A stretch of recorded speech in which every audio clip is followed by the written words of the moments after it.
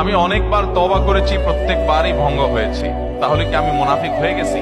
না ভাই, তওবা হওয়ার পর তওবা ভেঙে যাওয়াটা অস্বাভাবিক নয়। আপনারা খুশি হবেন শুনে, আমাদের রব আল্লাহ রাব্বুল আলামিনের একটা গুণবাচক নাম হলো তাওয়াব। কি নাম ভাই? তাওয়াবের মানে জানেন? আল্লাহু আকবার। রিপিটেড, বারবার যিনি বান্দার তওবা কবুল করে।